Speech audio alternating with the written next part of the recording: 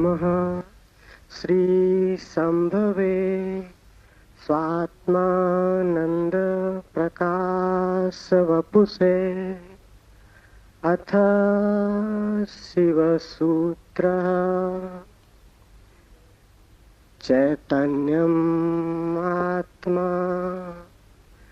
ज्ञानं बन्धः योनिवर्गः कला शरीरम् उद्यमो भैरवः शक्तिचक्र संधाने विश्वसंहारः। ओम स्वप्रकाश आनंद स्वरूप भगवान शिव को नमन। शिव सूत्र प्रारंभ। चैतन्य आत्मा है, ज्ञान बंध है, योनि वर्ग और कला शरीर है, उद्यम ही भैरव है, शक्ति चक्र के संधान से विश्व का संहार हो जाता है।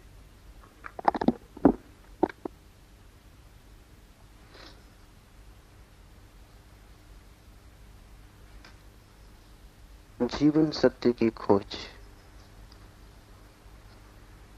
दो मार्गों से हो सकती। एक पुरुष का मार्ग है, आक्रमण का, हिंसा का, छीन झपट का। एक स्त्री का मार्ग है, समर्पण का, प्रतिक्रमण का। विज्ञान पुरुष का मार्ग है, विज्ञान आक्रमण है। धर्म स्त्री का मार्ग है, धर्म नमन है। इसे बहुत ठीक से समझ लें। इसलिए पूरब के सभी शास्त्र परमात्मा को नमस्कार से शुरू होते। वो नमस्कार केवल औपचारिक नहीं, वो केवल एक परंपरा और रीति नहीं। वो नमस्कार इंगित है कि मार्ग समर्पण का है, और जो विनम्र हैं केवल वे ही उपलब्ध हो सकेंगे,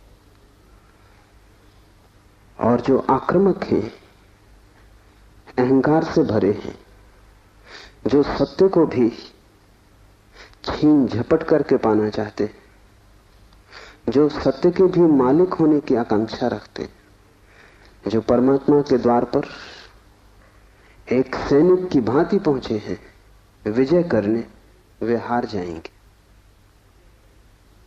वे क्षुद्र को भला छीन झपट लें, विराट उनका न हो सकेगा।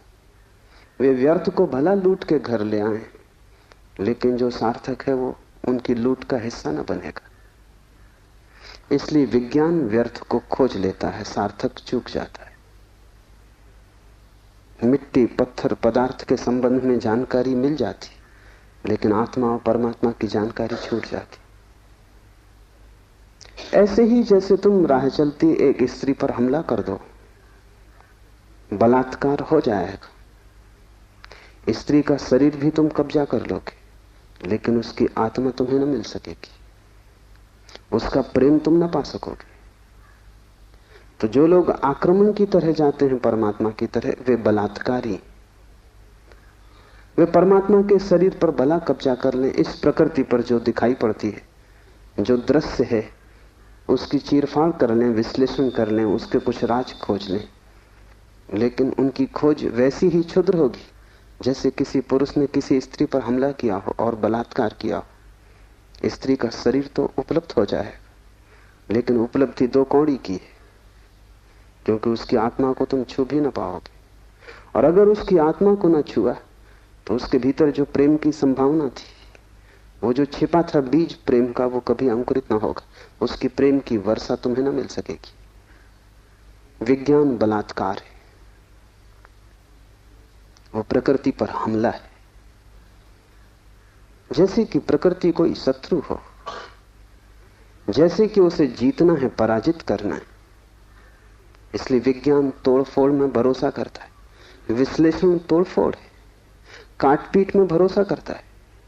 अगर वैज्ञानिक से पूछो कि फूल सुंदर है तो तोड़ेगा, फूल को काटेगा, जांच पड़ताल करेगा, लेकिन उसे पता नहीं तोड़ने में ही सौंदर्य खो जाता। सौंदर्य तो पूरे में था, खंड खंड में सौंदर्य ना मिलेगा। हाँ, रासायनिक तत्व मिल जाएंगे।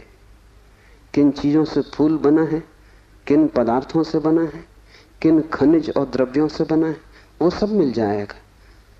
तुम बोतलों में अलग अलग फूल के खंडों को इकट्ठा करके लेबल लगा दोगे, तुम कहोगे ये केमिकल्स हैं, ये पदार्थ हैं, इनसे मिलकर फूल बना था, लेकिन तुम एक भी ऐसी बोतल न भर पाओगे जिसमें तुम कह सको ये सौंदर्य है जो फूल में भरा था।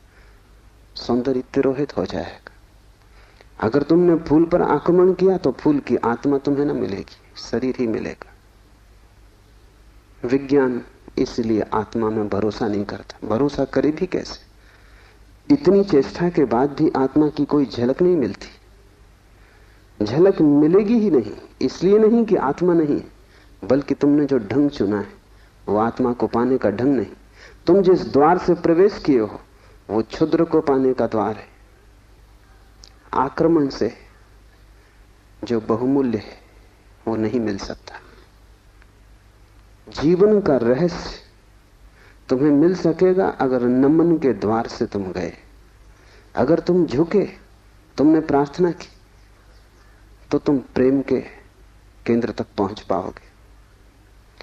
परमात्मा को रिझाना करीब करीब एक स्त्री को रिझाने जैसा है। उसके पास अति प्रेमपूर्ण, अति विनम्र, प्रार्थना से भरा हृदय चाहिए। और जल्दी वहां नहीं है। तुमने जल्दी की कि तुम चूके, वहां बड़ा धैर्य चाहिए। तुम्हारी जल्दी और उसका हृदय बंद हो जाएगा, क्योंकि जल्दी भी आक्रमण की खबर है। इसलिए जो परमात्मा को खोजने चलते हैं उनके जीवन का ढंग दो शब्दों में समाया हुआ है, प्रार्थना और प्रतीक्षा। प्रार्थना से शास्त्र शुरू होते हैं और प्रतीक्षा पर पूरे होते हैं। प्रार्थना से खोज इसलिए शुरू होती।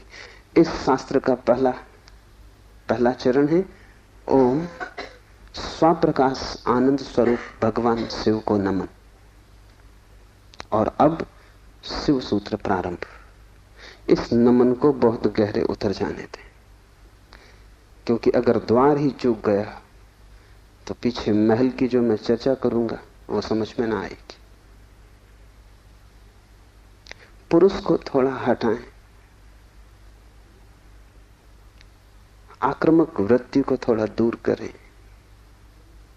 ये समझ कुछ बुद्धि से आने वाली नहीं, हृदय से आने वाली है।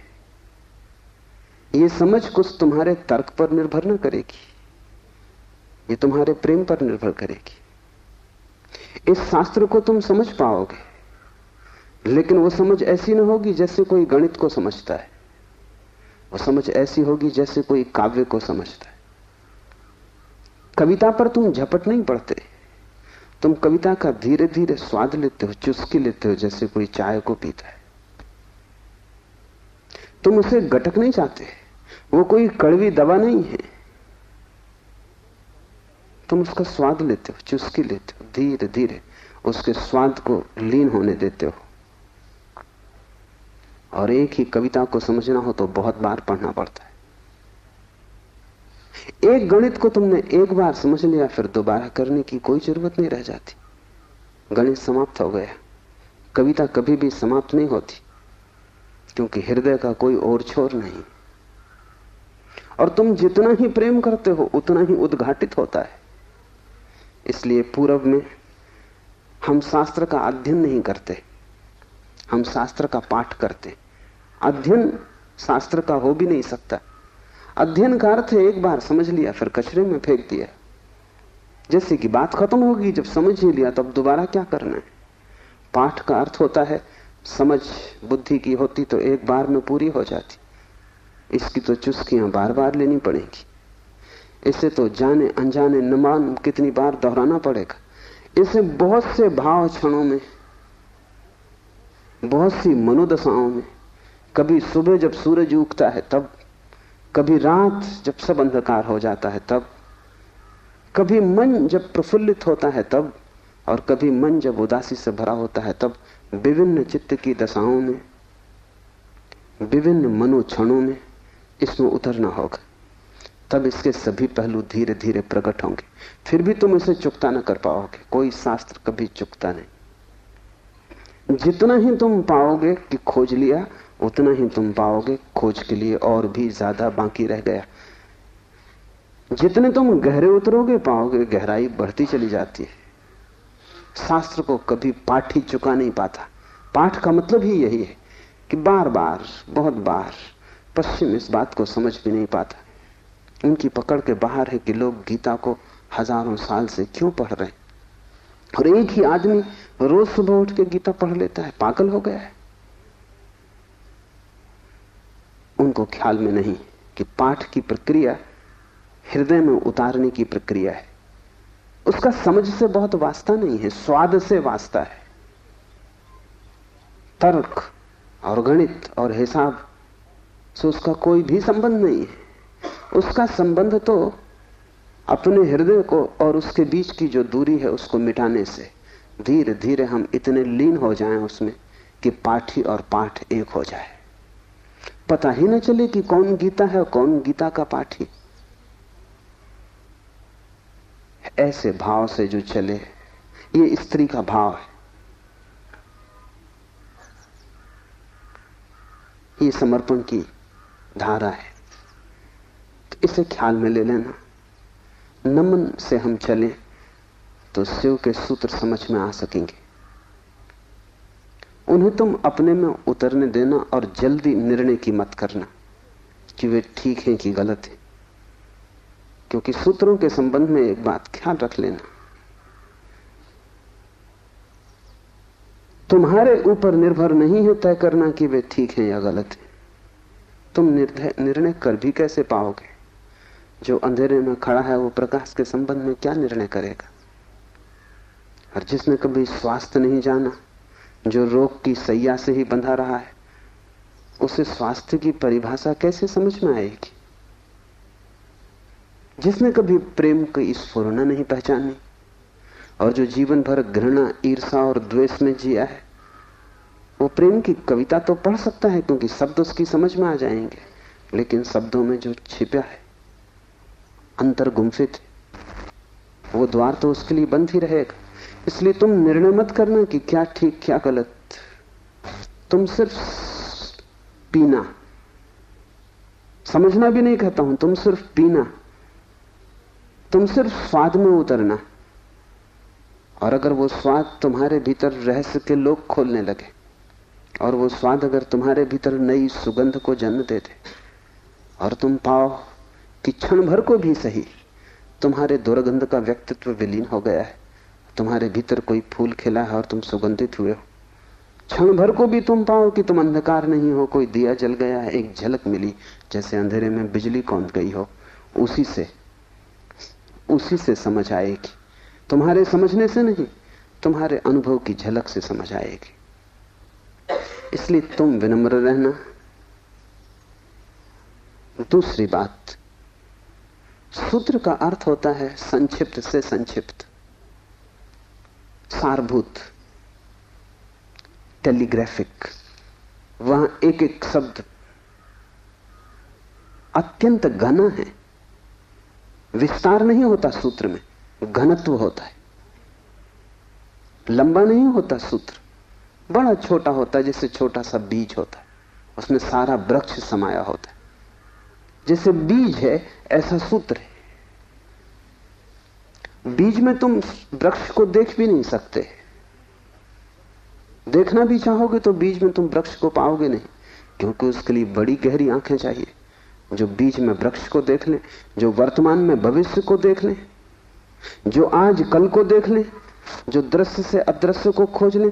बड़ी पैनी आंखें चाहिए। वैसी पैनी आंखें तुम्हारे पास अभी नहीं है। अभी तो तुम्हें बीज बीज ही दिखाई पड़ेगा। वृक्ष को देखना हो तो बीज को तुम्हें बोना पड़ेगा, और कोई रास्ता तुम्हारे पास देखने का नहीं है। और जब बीज टूटेगा जमीन में और वृक्ष अंकुरित होगा, तभी तुम पहचान पाओगे ये सूत्र बीज है, इन्हें तुम्हें अपने हृदय में बोना होगा, तुम अभी निर्णय मत करना, क्योंकि अभी तुमने अगर बीज पे निर्णय लिया तो तुम इसे फेंक ही दोगे, कचरा कूड़ा मालूम पड़ेगा। बीज में कंकड़ पत्थर में कोई ज्यादा फर्क नहीं है। कभी कभी तो कंकड़ पत्थर ज्यादा चमकीले, रंगीन, खूबसूरत, कीमती होते, लेकिन बीज और कीमती से कीमती कोहिनूर में भी एक फर्क है कि तुम कोहिनूर को बो दो तो उसमें से कुछ पैदा ना होगा। वो कीमती कितना ही, वो मुर्दा है, उसका मूल्य ना समझ कितने ही समझते हो, लेकिन जीवन उसमें नहीं, वो लाश है। और बीज कुरूप भी दिखाई पड़ता हो, कोई उसकी कीमत भी ना हो, लेकिन उसमें जीवन छिपा है। तुम उससे बो दो, उससे विराट वृक्ष पैदा होगा। और एक बीज से करोड़ों बीज लग जाएंगे। एक छोटा सा बीज इस सारे विश्व को पैदा कर सकता है, क्योंकि एक बीज से करोड़ों बीज पैदा होते हैं, फिर करोड़ों बीज से, हर बीज से करोड़ बीज पैदा होते हैं। एक छोटे बीज में सारे विश्व का ब्रह्मांड समा सकता है। सूत्र बीज है, उसके साथ जल्दी नहीं की जा सकती। उसको बोओगे हृदय में और अंकुरित होगा, फूल लगेंगे, तभी तुम जान पाओगे, तभी निर्णय लिया जा सकता है। तीसरी बात, इसके पहले कि हम शुरू करें, धर्म महान क्रांति है। धर्म के नाम से तुमने जो समझा हुआ है उसका धर्म से ना के बराबर संबंध है। इसलिए शिव के सूत्र तुम्हें चौंकाएंगे भी, तुम भयभीत भी होगे, डरोगे भी, क्योंकि तुम्हारा धर्म डगमगाएगा। तुम्हारा मंदिर, तुम्हारी मस्जिद, तुम्हारे गिरजे, अगर ये सूत्र तुमने समझे तो गिर जाएंगे। तुम उन्हें बचाने की कोशिश में मत लगना, क्योंकि वे बचे भी रहें तो भी उनसे तुम्हें कुछ भी मिला नहीं। तुम उनमें जी ही रहे हो और तुम मुर्दा हो। मंदिर काफी सजे हैं, लेकिन तुम्हारे जीवन में कोई भी खुशी की किरण नहीं। मंदिर में काफी रोशनी, उससे तुम्हारे जीवन का अंधकार नहीं मिटता। तो उससे भयभीत मत होना, क्योंकि सूत्र तुम्हें कठिनाई में तो डालेंगे ही, क्योंकि शिव कोई पुरोहित नहीं है। पुरोहित की भाषा तुम्हें हमेशा संतोषदायी मालूम पड़ती, क्योंकि पुरोहित को तुम्हारा शोषण करना है। पुरोहित तुम्हें बदलने को उत्सुक नहीं है। तुम जैसे हो ऐसे ही रहो, इसी में उसका लाभ है। तुम जैसे हो रुग्ण बीमार, ऐसे ही रहो, इसी में उसका व्यवसाय है। मैंने सुना है एक डॉक्टर ने अपने लड़के को पढ़ाया, पढ़ लिख के घर आया, पिता ने कभी छुट्टी भी ना ली थी, तो उसने कहा कि अब तू मेरी कारोबार को संभाल और मैं 3 महीने विश्राम कर लूं। जीवन भर सिर्फ मैंने कमाया है और कभी विश्राम नहीं लिया। वो विश्व की यात्रा पर निकल गया। 3 महीने बाद लौटा तो उसने अपने लड़के से पूछा कि सब ठीक चल रहा है? उसके लड़के ने कहा कि बिल्कुल ठीक चल रहा है। आप हैरान होंगे कि जिन मरीजों को आप जीवन भर में ठीक न कर पाए, उनको मैंने 3 महीने में ठीक कर दिया। पिता ने सिर ठोक लिया। उसने कहा, मूढ़, वही हमारा व्यवसाय थे। क्या मैं उनको ठीक नहीं कर सकता था? तेरी पढ़ाई कहां से आती थी? उन्हीं पर आधार था, और भी बच्चे पढ़ लिख लेते, तूने सब खराब कर दिया।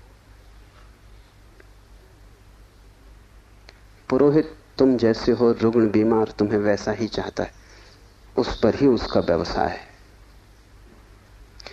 शिव कोई पुरोहित नहीं है, शिव तीर्थंकर है, शिव अवतार है, शिव क्रांति दृष्टा है, पैगंबर है। वे जो भी कहेंगे वो आग है। अगर तुम जलने को तैयार हो तो ही उनके पास आना। अगर तुम मिटने को तैयार हो तो ही उनके निमंत्रण को स्वीकार करना, क्योंकि तुम मिटोगे तो ही नए का जन्म होगा। तुम्हारी राख पर ही नए जीवन की शुरुआत है। इन बातों को ख्याल में रख के एक सूत्र को समझने की कोशिश करें। पहला सूत्र है, चैतन्य आत्मा चैतन्य आत्मा है।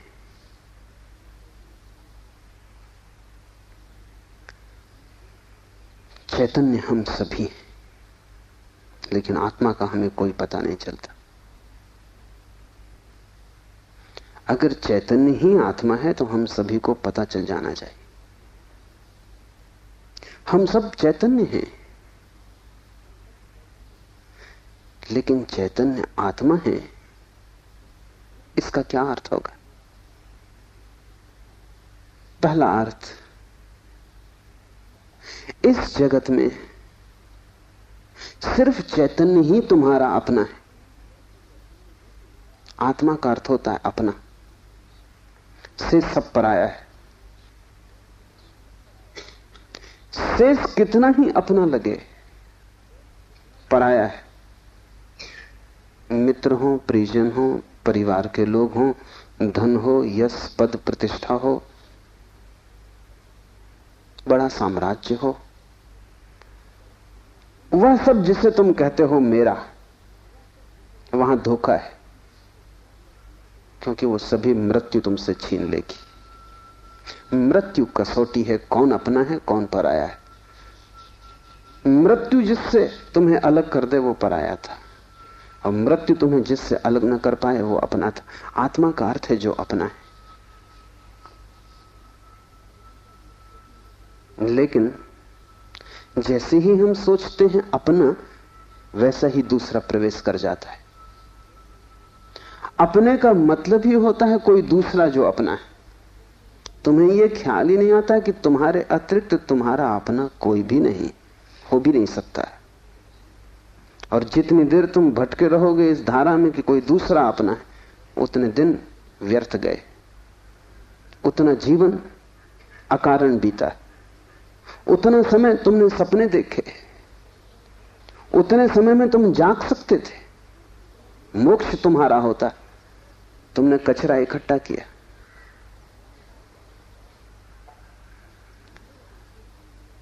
सिर्फ तुम ही तुम्हारे हो, यह पहला सूत्र। मेरे अतिरिक्त मेरा कोई भी नहीं। ये बड़ा क्रांतिकारी सूत्र है, बड़ा समाज विरोधी, क्योंकि समाज जीता इसी आधार पर है कि दूसरे अपने हैं, जाति के लोग अपने हैं, देश के लोग अपने हैं। मेरा देश, मेरी जाति, मेरा धर्म, मेरा परिवार, मेरे का सारा खेल। समाज जीता है मेरे की धारणा पर। इसलिए धर्म समाज विरोधी तत्व है। धर्म समाज से छुटकारा है, दूसरे से छुटकारा है। और धर्म कहता है कि तुम्हारे अतिरिक्त तुम्हारा और कोई भी नहीं। ऊपर से देखने पर बड़ा स्वार्थी वचन मालूम पड़ेगा,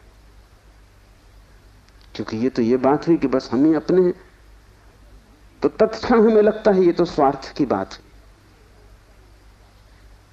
ये स्वार्थ की बात नहीं। अगर ये तुम्हें ख्याल में आ जाए तो ही तुम्हारे जीवन में परार्थ और परमार्थ पैदा होगा, क्योंकि जो अभी आत्मा के भाव से ही नहीं भरा है, उसके जीवन में कोई परार्थ और कोई परमार्थ नहीं हो सकता। तुम कहते हो दूसरों को मेरा, लेकिन मेरा कह के तुम करते क्या हो? मेरा कह के तुम उन्हें चूसते हो। मेरा तुम्हारा शोषण का हिस्सा है, फैलाव है। जिसको भी तुम मेरा कहते हो, तुम उसे गुलाम बनाते हो, तुम उसे अपने परिग्रह में परिवर्तित कर देते हो। मेरी पत्नी, मेरा पति, मेरा बेटा, मेरा पिता, तुम करते क्या हो? इस मेरे के पीछे, इस मेरे के पर्दे के पीछे तुम्हारे संबंध का मूल आधार क्या है? तुम चूसते हो, तुम शोषण करते हो, तुम दूसरे का उपयोग करते हो। इस दूसरे के उपयोग को तुम सोचते हो परार्थ, तो तुम भ्रांति में हो। एक सम्राट बूढ़ा हुआ, उसके 3 बेटे थे और वो बड़ी चिंता में था किसको राज्य दे। तीनों ही योग्य और कुशल थे, तीनों ही समान गुणधर्मा थे, इसलिए बड़ी कठिनाई हुई। उसने एक दिन तीनों बेटों को बुलाया और कहा कि पिछले पूरे वर्ष में तुमने जो भी कृत्य महानतम किया हो, एक कृत्य जो पूरे वर्ष में महानतम हो, वो तुम मुझे कहो। बड़े बेटे ने कहा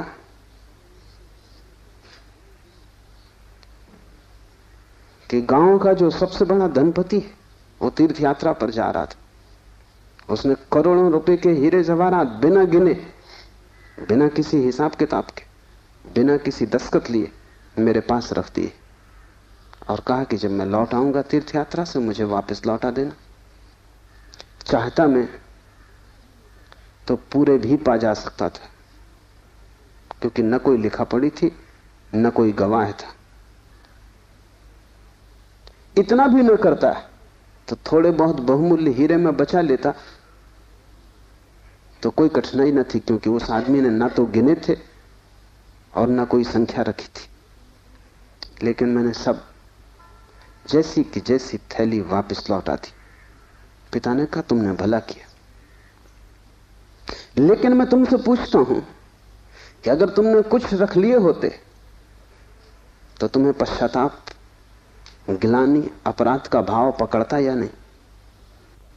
उस बेटे ने कहा निश्चित पकड़ता। तो बाप ने कहा इसमें परोपकार कुछ भी ना हुआ, तुम सिर्फ अपने पश्चाताप, अपनी पीड़ा से बचने के लिए ये किए हो। इसमें परोपकार क्या हुआ? हीरे बचाते तो ग्लानि मन को पीड़ा देती, कांटे की तरह चुभती, उस कांटे से बचने के लिए तुमने हीरे वापस दिए। काम तुमने अच्छा किया, ठीक है, लेकिन परोपकार कुछ भी ना हुआ।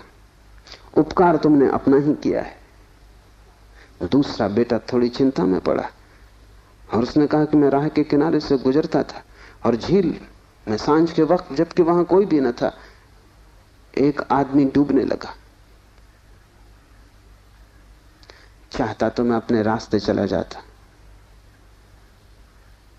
सुना अनसुना कर देता, लेकिन मैंने तत्क्षण छलांग मारी, अपने जीवन को खतरे में डाला और उस आदमी को बाहर निकाला। बाप ने कहा तुमने ठीक किया, लेकिन अगर तुम चले जाते और ना निकालते तो क्या उस आदमी की मृत्यु सदा तुम्हारा पीछा न करती? तुम अनसुनी कर देते ऊपर से, लेकिन भीतर तो तुम सुन चुके थे उसकी चीत्कार आवाज कि बचाओ। क्या सदा सदा के लिए उसका प्रेत तुम्हारा पीछा न करता? उसी भय से तुमने छलांग लगाई, अपने जान को खतरे में डाला, लेकिन परोपकार तुमने कुछ किया हो इस भ्रांति में पड़ने का कोई कारण नहीं। तीसरे बेटे ने कहा कि मैं गुजरता था जंगल से और एक पहाड़ की कगार पर मैंने एक आदमी को सोया हुआ देखा, जो कि नींद में अगर एक भी करवट ले तो सदा के लिए समाप्त हो जाएगा, क्योंकि दूसरी तरफ महान खड्ड था। मैं उस आदमी के पास पहुंचा और जब मैंने देखा कि वो कौन है तो वो मेरा जानी दुश्मन था।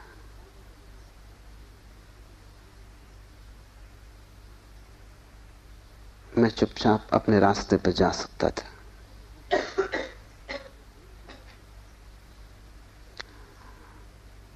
या अगर मैं अपने घोड़े पर सवार उसके पास से भी गुजरता तो मेरे बिना कुछ किए शायद सिर्फ मेरे गुजरने के कारण वो करवट लेता और खड्ड में गिर जाता।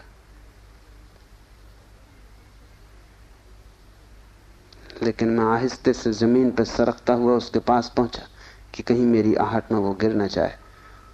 और ये भी मैं जानता था कि वो आदमी बुरा है, मेरे बचाने में भी वो मुझे गालियां ही देगा। उसे मैंने हिलाया, आहिस्ते से जगाया, और वो आदमी गांव में मेरे खिलाफ बोलता फिर रहा है, क्योंकि वो आदमी कहता है मैं मरने ही वहां गया था। इस आदमी ने वहां भी मेरा पीछा किया। ये जीने तो देता ही नहीं, इसने मरने भी न दिया।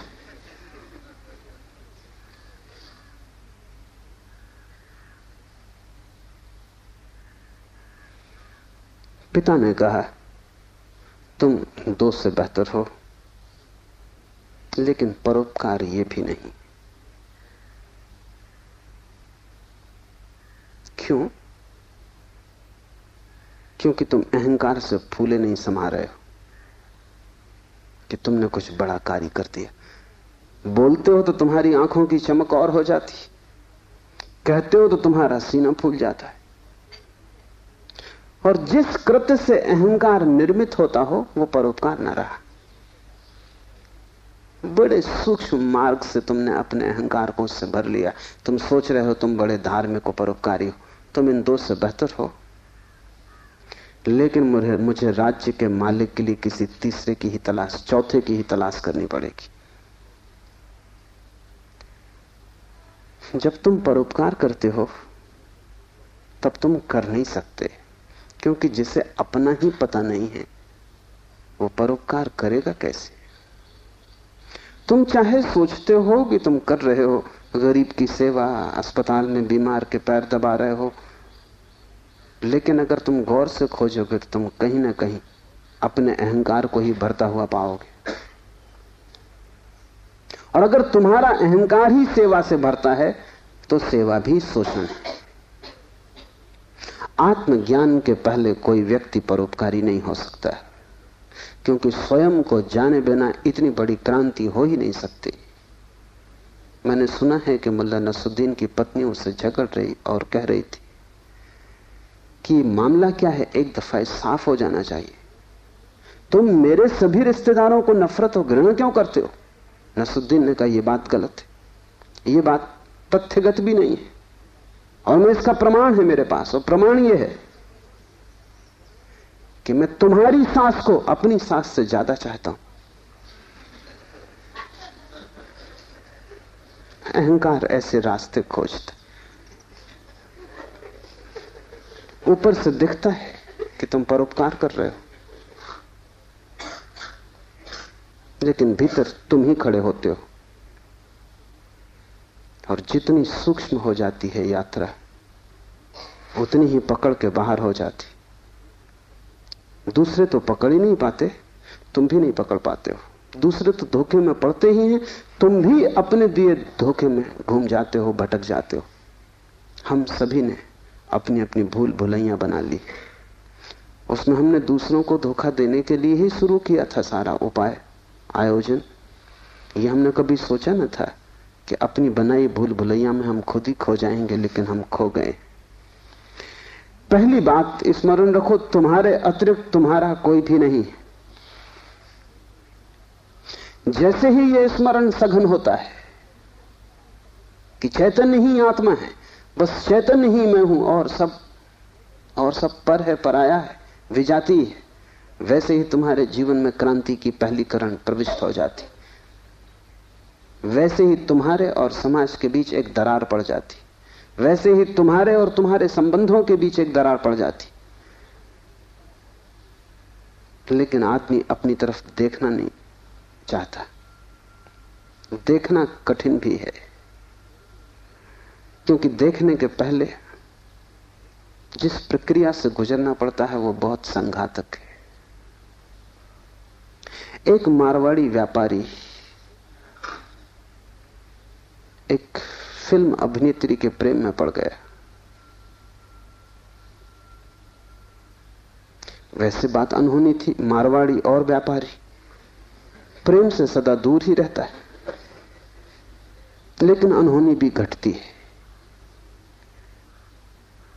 प्रेम में तो पड़ गया, लेकिन व्यापारी का संदेह भरा चित्त, तो उसने एक जासूस नियुक्त कर दिया अभिनेत्री के पीछे कि तू पता लगा, इसका चरित्र तो ठीक है ना, इसके पहले कि मैं प्रस्ताव करूं विवाह का, सब बात पक्की कागज पर साफ हो जानी चाहिए। जासूस ने बड़ी खोजबीन की। 7 दिन बाद उसने रिपोर्ट भी भेज दी। रिपोर्ट आई कि इस स्त्री का चरित्र एकदम निर्दोष, निष्कलुष है। ऐसी कोई बात कभी इसके संबंध में नहीं सुनी गई, नहीं जानी गई जिससे संदेह पैदा हो। सिर्फ एक बात को छोड़कर, पिछले कुछ दिनों से एक संदिग्ध मारवाड़ी के साथ ये देखी जाती।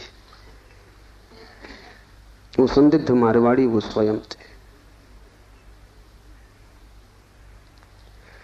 आंख दूसरे को देखती है, हाथ दूसरे को छूते हैं, मन दूसरे की सोचता है, और तुम सदा अंधेरे में खड़े रह जाते हो। तुम्हारी हालत वही है जो दिया तले अंधेरे की होती।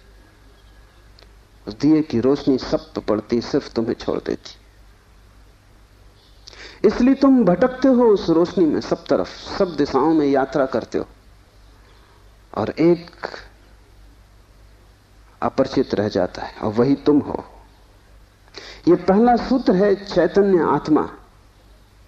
इस सूत्र को गहरे बीज की तरह अपने हृदय में उतर जाने दो। व्यर्थ है सारे जगत की यात्रा अगर तुम अपने से अपरिचित रह गए।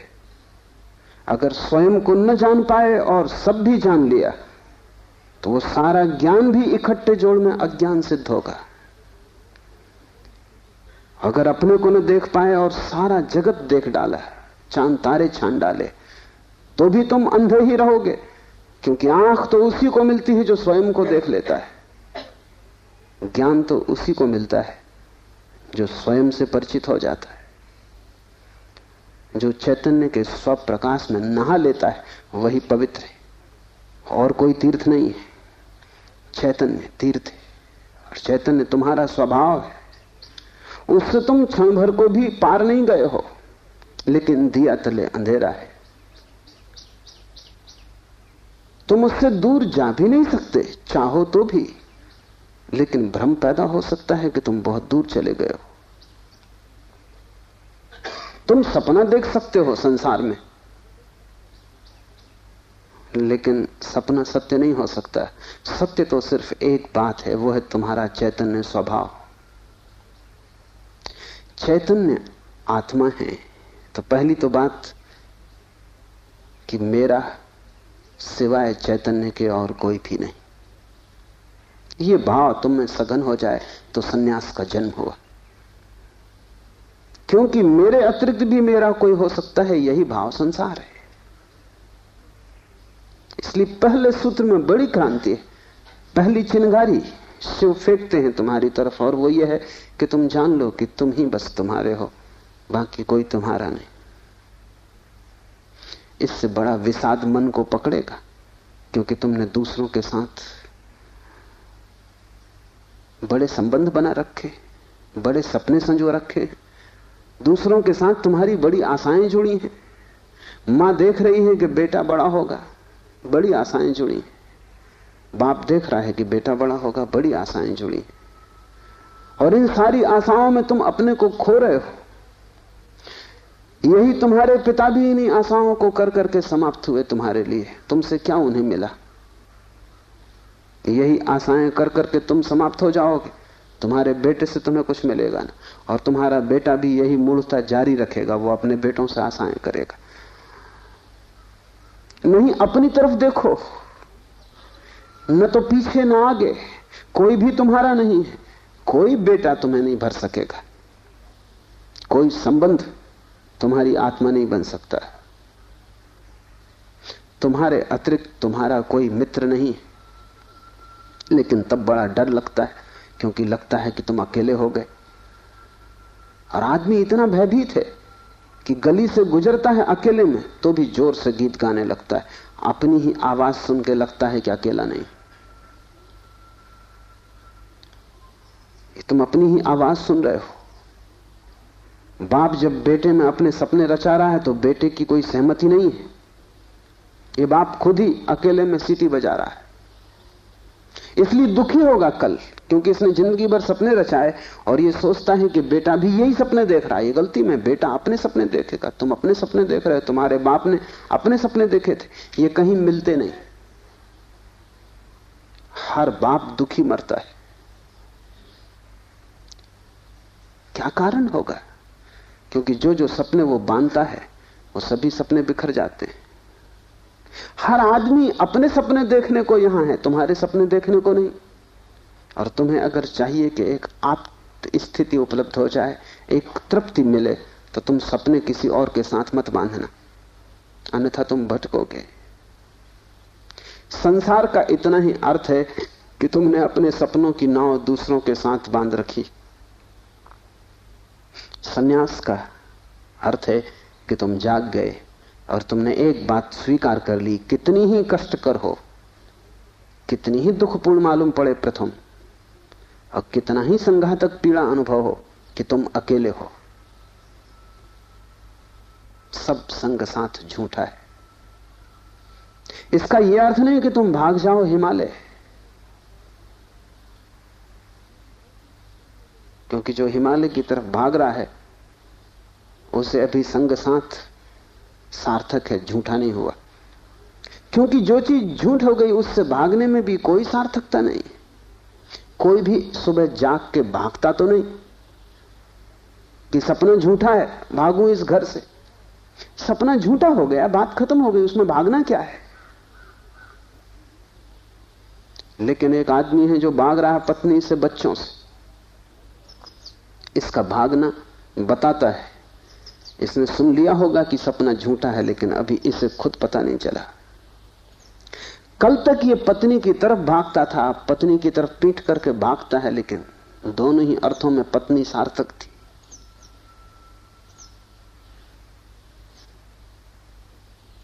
एक जैन संत हुए, गणेश वर्णी। वर्षों पहले उन्होंने पत्नी त्याग दी, साधु पुरुष थे। कोई 20 वर्ष त्याग के बाद काशी में थे, तब खबर आई कि पत्नी मर गई। उनके मुंह से जो वचन निकला वो याद रख लेने जैसा है। उन्होंने कहा चलो झंझट मिटी। उनके भक्तों ने इस वचन का अर्थ लिया कि बड़ी वीतरागता है।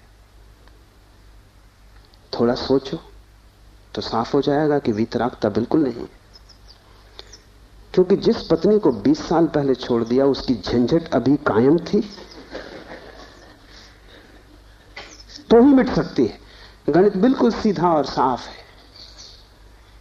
ये पत्नी जो 20 साल पहले छोड़ दी, किसी न किसी तरह छाया की तरह पीछे चल रही होगी, ये मन में कहीं सवार होगी। इसका उपद्रव कायम था।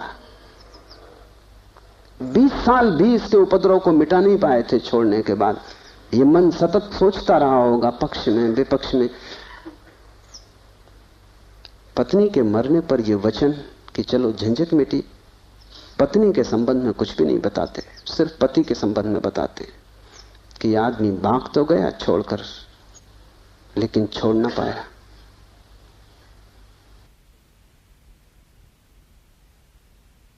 और गणेश वर्णी साधु पुरुष थे, इसलिए थोड़ा सोच लेना, साधु पुरुष भी बड़ी भ्रांति में रह सकते। उनके चरित्र में, आचरण में कोई भूल चूक न थी।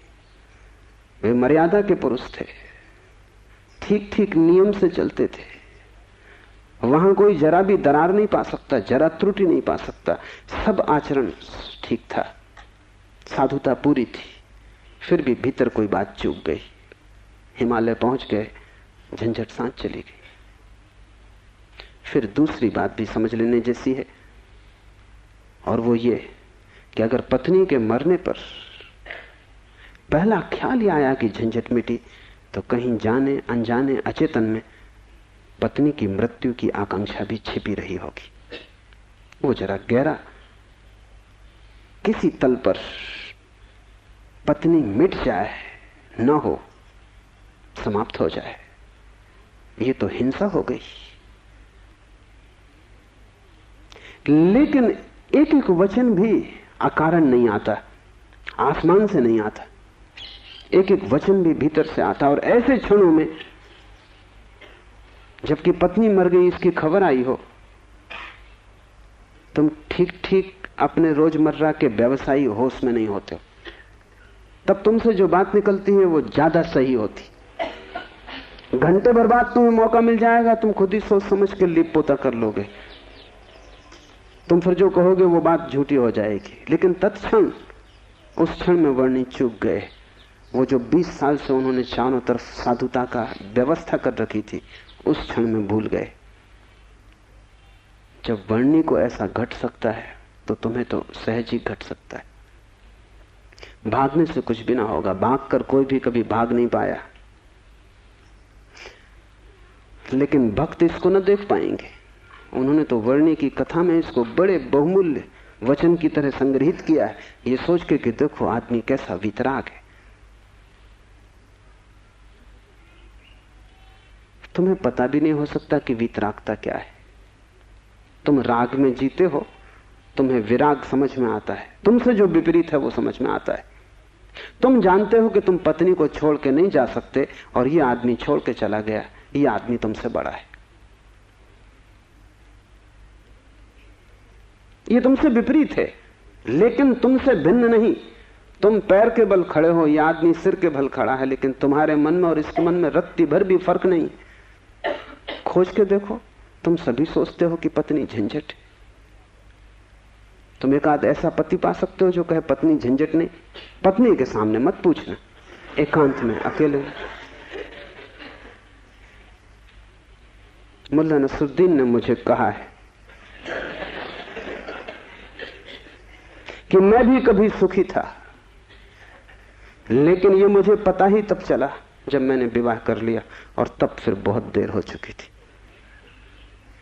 मैं भी कभी सुखी था, ये पता मुझे तब चला जब मैंने विवाह कर लिया, लेकिन तब तक तो बहुत देर हो चुकी थी, सुख हाथ से जा चुका था। पति को गहराई में पूछो तो ऐसा पति खोजना कठिन है जिसने कई बार पत्नी की हत्या करने का विचार न किया हो, सपने न देखे हो कि मार डाला पत्नी को। सुबह उठ के वो भी कहेगा कैसा बेहुदा सपना, लेकिन अचेतन आकांक्षा है। जिससे झंझट पैदा होती है उसे मिटा देने का मन सीधा तर्क है, लेकिन झंझट दूसरे से कभी पैदा होती ही नहीं।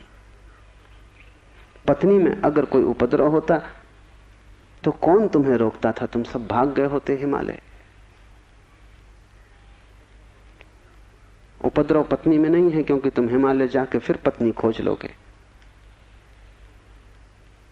उपद्रव तुम्हारे भीतर है। तुम अकेले नहीं रह सकते, तुम्हें कोई दूसरा चाहिए। अकेले में तुम डरते हो, कोई दूसरा, तब तुम निश्चिंत मालूम पड़ते हो। क्यों? दूसरे की मौजूदगी से आश्वासन मिलता है। दुख में सुख में कोई साथी है, जीवन में मृत्यु में कोई साथी है। लेकिन अकेलापन स्वभाव है, और जिस व्यक्ति ने यह अनुभव कर लिया कि आत्मा ही बस मेरी है, उसने अपने अकेलेपन को अनुभव कर लिया। भागने की कोई भी जरूरत नहीं तो झंझट पीछे चली जाएगी। तुम जहां हो वहीं रहना, रत्ती भर भी बाहर कोई फर्क करने की आवश्यकता नहीं है, लेकिन भीतर तुम अकेले हो जाना। भीतर तुम कैवल्य को अनुभव करना कि मैं अकेला हूं, कोई संगी साथी नहीं। और ये तुम दोहराना मत, क्योंकि दोहराने की कोई जरूरत नहीं कि रोज सुबह बैठ के तुम दोहराओ कि मैं अकेला हूं, कोई संगी साथी नहीं। इससे कुछ भी ना होगा। ये दोहराना तो सिर्फ यही बताएगा कि तुम्हें अभी ख्याल नहीं हुआ। इसे समझना, ये तथ्य है कि तुम अकेले हो। समझने में अड़चन है, वही तपश्चर्या है। तप का अर्थ नहीं है कि तुम धूप में खड़े हो जाओ। आदमी को छोड़ के सभी पशु पक्षी धूप में खड़े, उनमें से कोई भी मोक्ष नहीं चला जा रहा है। और तप का अर्थ ये नहीं है कि तुम भूखे खड़े हो जाओ, अनशन कर लो, उपवास कर दो, क्योंकि आधी दुनिया वैसे ही भूखी मर रही है। कोई उपवास करके मोक्ष नहीं पहुंच जाता है। शरीर को गला दो, जला दो, उससे कुछ हल नहीं है। वो सिर्फ आत्महिंसा है और महानतम पाप है। और सिर्फ मूढ़ उस पाप में उतरते हैं। जिन्हें थोड़ा भी बोध है वो ऐसी नासमझियां ना करेंगे। दूसरे को भूखा मारना अगर गलत है तो खुद को भूखा मारना सही कैसे हो सकता है? दूसरे को सताना अगर हिंसा है तो खुद को सताना अहिंसा कैसे हो सकती है? सताने में हिंसा है, किसको तुम सताते हो इससे क्या फर्क पड़ता है? जो हिम्मतवर है वो दूसरे को सताते हैं, जो कमजोर है वो खुद को सताते हैं। क्योंकि दूसरे को सताने में एक खतरा है, दूसरा बदला लेगा। खुद को सताने में वो खतरा भी नहीं है, कौन बदला लेगा? कमजोर अपने को सताते हैं। तुमने कभी ख्याल किया, अगर पुरुष नाराज हो जाए तो वो पत्नी को पीटता, अगर पत्नी नाराज हो वो खुद को पीटती। ये जो पत्नी है ये साधुओं का प्रतीक है। कमजोर अपने को पीट लेता, क्या करे? ताकतवर दूसरे को पीटता है, क्योंकि उसमें खतरा तो है ही कि दूसरा क्या करेगा कौन जाने। कमजोर आत्महिंसक हो जाता है और ताकतवर परहिंसक होता है। और धार्मिक वो है जो अहिंसक, न वो दूसरे को सताता है न खुद को सताता है। सताने की बात ही व्यर्थ है। तपश्चर्या का अर्थ है कि तुमने ये सत्य स्वीकार कर लिया कि तुम अकेले हो, कोई उपाय नहीं है संगी साथी का। तुम कितना ही चाहो, कितनी ही आंखें बंद करो, सपने देखो, तुम अकेले ही रहोगे। जन्मों जन्मों से तुमने घर बसाए, परिवार बसाए, मिटाए, लेकिन तुम अकेले ही रहे हो। तुम्हारे अकेलेपन में रत्ती भर फर्क नहीं पड़ता। जिसने ये जान लिया, स्वीकार कर लिया कि मैं अकेला हूं, उसके लिए इंगित है इस सूत्र में चैतन्य आत्मा है, वही तुम्हारा और कोई तुम्हारा नहीं। और दूसरी बात इस सूत्र में है, वो है चैतन्य। आत्मा कोई सिद्धांत नहीं है कि तुम शास्त्र में पढ़ो और मान लो। आत्मा कोई, जैसे गुरुत्वाकर्षण का सिद्धांत है, ऐसा कोई सिद्धांत नहीं है। आत्मा एक अनुभव है, सिद्धांत नहीं। और अनुभव है चैतन्य की तीव्रता का। इसलिए तुम जितने चैतन्य होते जाओगे उतनी ही तुम्हें आत्मा का पता चलेगा। तुम जितने बेहोश होते चले जाओगे उतना ही तुम्हें अपना पता नहीं चलेगा, और तुम करीब करीब बेहोश हो। जो आत्मा को जानना चाहता है उसे किसी दर्शन शास्त्र की जरूरत नहीं है, उसे चैतन्य को जगाने की प्रक्रिया चाहिए, उसे विधि चाहिए जिससे वो ज्यादा चेतन हो जाए। जैसे कि आग को तुम उकसाते हो, राख जम जाती, तुम उकसा देते हो, राख झड़ जाती, अंगारे झलकने लगते। ऐसी तुम्हें कोई प्रक्रिया चाहिए जिससे तुम्हारी राख झड़े और अंगारा चमके, क्योंकि उसी चमक में तुम पहचानोगे कि तुम चैतन्य हो। और जितने तुम चैतन्य हो उतने ही तुम आत्मवान हो। जिस दिन तुम पाओगे कि मैं परम चैतन्य हूं, उस दिन तुम परमात्मा हो। तुम्हारी चेतना की मात्रा ही तुम्हारी आत्मा की मात्रा होगी। लेकिन अभी तुम करीब करीब बेहोश हो, अभी करीब करीब तुम जैसे शराब पिए हो। अभी तुम चल रहे हो, उठ रहे हो, काम कर रहे हो, लेकिन जैसे नींद में। होश तुम्हें नहीं है। कभी तुमने ख्याल किया, किताब पढ़ते वक्त तुम पूरा पेज पढ़ जाते हो, तब तुम्हें ख्याल आता है, अरे मैं पूरा पेज पढ़ भी गया और एक शब्द याद नहीं। तुमने कैसे पढ़ा होगा पूरा पेज? तुम पढ़ सकते हो सोए सोए, मन कहीं और रहा होगा, तुम पढ़ गए, तब तुम्हें होश पता चला कि ये तो पूरा पेज व्यर्थ गया। तुम कई बार रास्ते से चलते हो, तुम पूरा रास्ता चल जाते हो, तब तुम्हें ख्याल आता है कि तुम चल रहे हो। तुम काम करते हो और तुम्हें पता नहीं चलता कि तुम कर रहे हो। तुम बेहोशी में जी रहे हो और चैतन्य आत्मा है। और तुम पूछते हो क्या आत्मा है? तुम चाहते हो कोई प्रमाण दे, तुम चाहते हो कोई सिद्ध करे, कोई तर्क से तुम्हें समझा दे तो तुम भी मान लो, नहीं तो तुम नास्तिक हो जाओगे। नास्तिकता बेहोशी का सहज परिणाम है, आस्तिकता होश का फल है। जितना तुम्हारा होश बढ़ेगा, तो जरूरत नहीं है कि तुम मानो कि आत्मा है, क्योंकि कई ना समझ मान रहे हैं, उससे कुछ हल नहीं होता। इस मुल्क में तो सभी मानते हैं कि आत्मा है, लेकिन इससे क्या फर्क पड़ता है? तुम्हारे जीवन में कोई क्रांति इससे आती नहीं। शायद तुम इसलिए मान लेते हो कि हजारों साल से दोहराया जा रहा है। सुनते सुनते तुम्हारे कान पक गए, सुनते सुनते तुम भूल ही गए हो कि संबंध में सोचना भी है। सुनते सुनते पुनरुक्ति से आदमी सम्मोहित हो जाता है। एक ही बात बार बार दोहराई चली जाए तो तुम भूल जाते हो कि वो संदिग्ध, संदेह किया जा सकता है, विचार किया जाता है। और फिर आत्मा है, इससे तुम्हें बड़ा संतोष भी मिलता है। शरीर मरेगा ये तुम्हें पता है, आत्मा नहीं मरेगी इससे बड़ी हिम्मत बनती है। और आत्मा कभी नहीं मरेगी, अग्नि उसे जलाएगी नहीं, शस्त्र उसे छेदेंगे नहीं, मृत्यु उसका कुछ बिगाड़ ना सकेगी। इससे तुम्हें बड़ी सांत्वना मिलती, पर सांत्वना सत्य नहीं है। आत्मा को कोई न तो स्वीकार कर सकता है सिद्धांत की तरह, और न पुनरुक्ति की तरह कोई सम्मोहित हो सकता है। आत्मा को तो केवल वही लोग जान पाते हैं जो चैतन्य को बढ़ाते हैं। इस तरह जियो कि तुम पर राख इकट्ठी ना हो, इस तरह जियो कि तुम्हारे भीतर का अंगारा जलता रहे, प्रकाशित हो। इस तरह जियो कि प्रति क्षण तुम होश में रहो, बेहोश नहीं। मुल्ला नसरुद्दीन को बच्चा पैदा हुआ, पहला ही लड़का था। नसरुद्दीन बड़ा खुश हुआ, अपने खास मित्र को बुलाया, खुशी मनाने दोनों शराब घर में गए। क्योंकि तुम एक ही खुशी जानते हो, बेहोशी। ये बड़े मजे की बात है।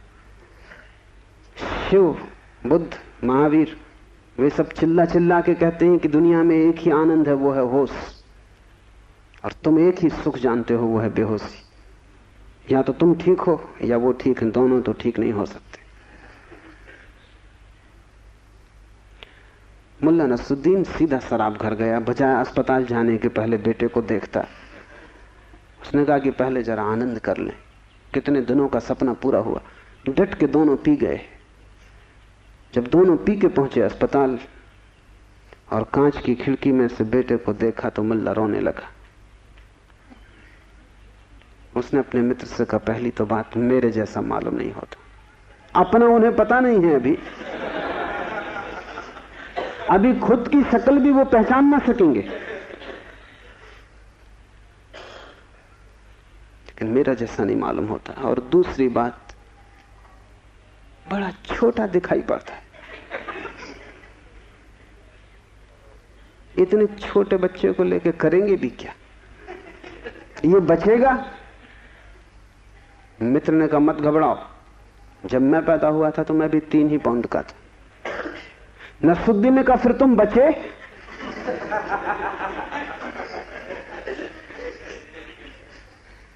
मित्र सोचने लगा, क्योंकि वो भी बेहोशी में था। उसने कहा, पक्का नहीं कह सकता।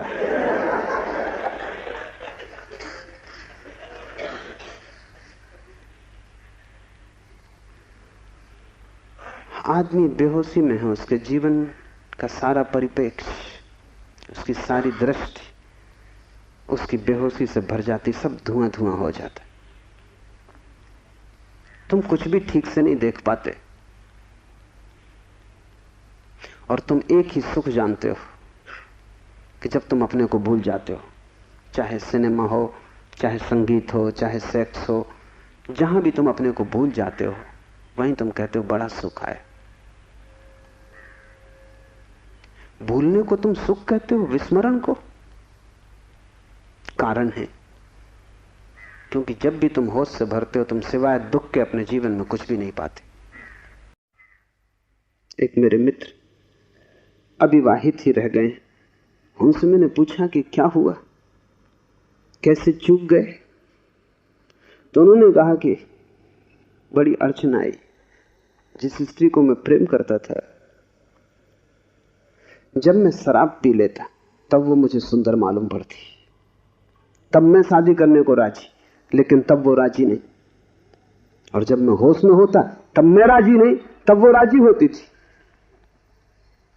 इसलिए चूक गए, कोई उपाय ना हुआ, मेल ना हो सका। तुम जब भी आंख खोल कर देखोगे सब तरफ कुरूपता और दुख पाओगे। जब तुम बेहोश होते हो तब सब ठीक लगता है। इसलिए तुम्हें तकलीफ मालूम पड़ती, चैतन्य आत्मा असंभव, इसलिए दुख से गुजरना होगा। उसको ही तपश्चर्या कहा है। जब कोई व्यक्ति जागना शुरू करता है तो पहले तो उसे दुख में से ही गुजरना होगा, क्योंकि तुमने जन्मों जन्मों तक दुख अपने चारों तरफ निर्मित किए हैं। कौन उनसे गुजरेगा तुम अगर ना गुजरे तो? इसको हमने कर्म कहा है। कर्म का कुल इतना ही अर्थ है कि जन्मों जन्मों तक हमने चारों तरफ दुख निर्मित किए। जाने अनजाने हमने दुख की फसल बोई है, काटेगा कौन? तो जब भी तुम होश में आते हो तुम्हें फसल दिखाई पड़ती, बड़ी लंबी, इस खेत से तुम्हें गुजरना पड़ेगा। डर के मारे तुम वहीं बैठ जाते हो, फिर आंख बंद करके शराब पी लेते हो कि ये तो बहुत झंझट का काम है। लेकिन जितनी तुम शराब पीते हो उतनी ये फसल बढ़ती जाती। हर जन्म तुम्हारे कर्म की श्रृंखला में कुछ और जोड़ जाता है, घटाता नहीं। तुम और भी गर्त में उतर जाते हो, नरक और करीब आ जाता है। होश से भरोगे तो पहला तो घटना ये घटने ही वाली है कि तुम्हारे जीवन में चारों तरफ दुख दिखाई पड़ेगा, नरक, क्योंकि तुमने वो निर्मित किया है। और अगर तुमने हिम्मत रखी, साहस रखा और तुम उस दुख से गुजर गए, तो जिस दुख से तुम सचेतन रूप से गुजर जाओगे वो फसल कट गई। उन दुखों से तुम्हें न गुजरना पड़ेगा फिर। और अगर एक बार तुम सारी दुख की श्रृंखला से गुजर जाओ, कर्म की श्रृंखला से, क्योंकि वो तुम्हारी आत्मा के चारों तरफ बंधी हुई जंजीरें, अगर तुम उन सब से गुजर जाओ और होश न खो और हिम्मत जारी रखो कि कोई फिक्र नहीं, जितना दुख मैंने पैदा किया है मैं गुजरूंगा, मैं अंत तक जाऊंगा। मैं उस प्रथम घड़ी तक जाना चाहता हूं जब मैं निर्दोष था और दुख की यात्रा शुरू ना हुई थी, जब मेरी आत्मा परम पवित्र थी और मैंने कुछ भी संग्रह न किया था दुख का। मैं उस समय तक प्रवेश करूंगा ही, चाहे कुछ भी परिणाम हो, कितना ही दुख, कितनी ही पीड़ा। अगर तुमने इतना साहस रखा तो आज नहीं कल दुख से पार होकर तुम उस जगह पहुंच जाओगे जहां शिव का सूत्र तुम्हें समझ में आएगा, चैतन्य आत्मा है। और एक बार तुम अपने भीतर के चैतन्य में प्रतिष्ठित हो जाओ, फिर तुमसे कोई दुख पैदा नहीं होता, क्योंकि बेहोश आदमी अपने चारों तरफ दुख पैदा करता है। तुमने देखा है शराबी को चलते हुए रास्ते पर वो कैसा डगमगाता है? ऐसी तुम्हारी जिंदगी है, कहीं पैर रखते हो कहीं पड़ता है, कहीं जाना चाहते हो कहीं पहुंच जाते हो, कुछ करना चाहा था कुछ और ही हो जाता है, कुछ कहने निकले थे कुछ और ही कह के घर लौट आते हो। इसे तुम रोज देख रहे हो, फिर भी तुम समझ नहीं पाते कि क्यों हो रहा है। तुम गए थे किसी से क्षमा मांगने और झगड़ा करके वापस आ गए। होश में हो तुम बात प्रेम की कर रहे थे, दुश्मनी हो गई।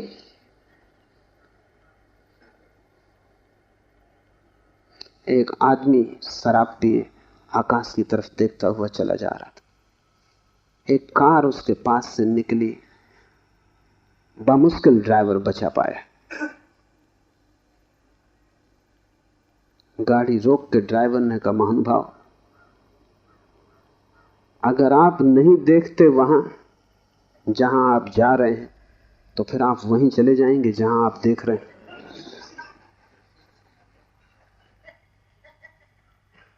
और हम सब, हमें कुछ पता भी नहीं कि हम कहां जा रहे हैं, क्यों जा रहे हैं, कहां देख रहे हैं, क्यों देख रहे हैं,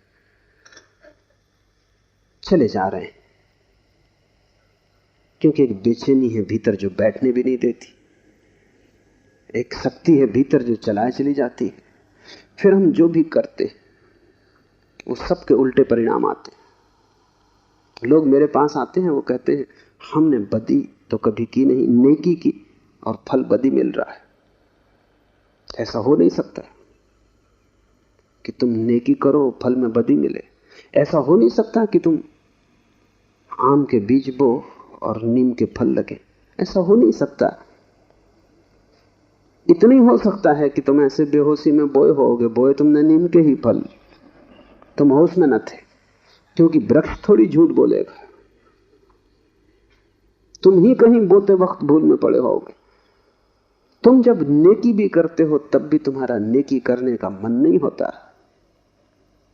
तुम सच भी बोलते हो तो तुम दूसरे को चोट पहुंचाने के लिए सच बोलते हो। तुम सच बोलते हो दूसरे के अपमान के लिए। तुम सच बोलते हो जैसे तुम सच का उपयोग एक घातक हथियार की तरह कर रहे हो। तुम्हारे सत्य कड़वे होते, सत्य के कड़वे होने की कोई भी जरूरत नहीं, लेकिन मजा तुम्हें कड़वेपन में है, सत्य में तुम्हें मजा भी नहीं। तुम्हारा झूठ सदा मीठा होता है, तुम्हारा सत्य सदा कड़वा होता है। बात क्या है? क्या कड़वापन सत्य का स्वभाव है? क्या मिठास झूठ का हिस्सा है? नहीं। झूठ को तुम चलाना चाहते हो, तुम उसे मीठा बनाते, क्योंकि अगर वो मीठा ना होगा तो चलेगा नहीं। एक तो झूठ चलना मुश्किल, मिठास के सहारे ही चलेगा। जैसे कड़वी दवा की गोली पर हम मीठी परत चढ़ा देते, बच्चा मीठी गोली समझ के खा लेता है, और जब तक कड़वेपन का पता चलता तब तक गोली भीतर जा चुकी है। तुम झूठ को मीठा बनाते हो क्योंकि तुम झूठ चलाना चाहते हो। तुम सत्य को कड़वा बनाते हो क्योंकि सत्य से तुम केवल चोट करना चाहते हो, उसको चलाना नहीं चाहते। तुम सत्य बोलते ही तब हो जब तुम सत्य का इस तरह उपयोग कर सको कि वो झूठ से बदतर साबित हो, तभी तुम बोलते हो। तुम बेहोश हो, तुम्हारे कृत्यों का तुम्हें कुछ पता नहीं है कि तुम क्या कर रहे हो। इसे थोड़ा होशपूर्वक देखना शुरू करो। जो तुम बोलना चाहते हो वही बोले, या तुम कुछ और बोल गए? क्या तुमने यही सोचा था बोलने के लिए जो तुम बोले? मार्क ट्वेन लौटता था एक रात, उसकी पत्नी ने पूछा, घर आया, पत्नी ने पूछा कैसा रहा व्याख्यान? वो व्याख्यान देने गया था। उसने कहा कौन सा व्याख्यान? जो मैंने तैयार किया था वो, या जो मैंने वहां दिया वो, या जो मैं चाहता था कि देता वो? कौन सा व्याख्यान? एक तो आदमी तैयार करता है और एक आदमी फिर जो देता है, उसमें बड़ा फर्क है। और फिर एक जो घर लौटते वक्त तो सोचता है दिया होता है। वो तीनों अलग अलग हैं। होश में हो, सब निशाने तुम्हारे चूक जाते हैं। तुम्हारी जिंदगी में कभी भी कोई निशाना लगा? आंख बंद करके भी आदमी तीर चलाता रहे तो कभी ना कभी निशाना लगेगा। मैंने सुना है कि अगर बंद घड़ी भी दीवार पर टंगी रहे तो 24 घंटे में 2 बार सही समय बताएगी। तुम्हारी जिंदगी में ऐसा भी नहीं आया कि 2 बार भी तुमने सही समय बताया होता। तुम बंद घड़ी से गए बीते। अंधेरे में भी आदमी तीर चलाता रहे तो कभी ना कभी निशान तो लग जाएगा। तुम खुली आंख से होश में प्रकाश में तीर चलाते हो,